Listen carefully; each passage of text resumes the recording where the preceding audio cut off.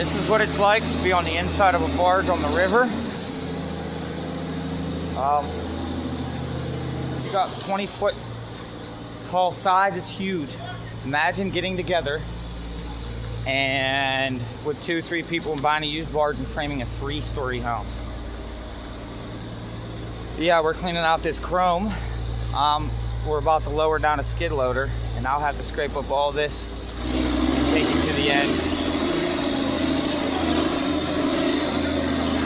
But yeah, nice big fiberglass lid. From my research, these things run approximately anywhere between $250,000 up to $2 million.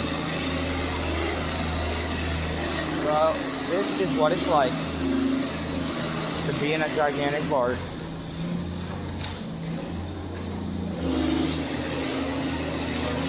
There, better view. So leave me in the comments, tell me what you guys think.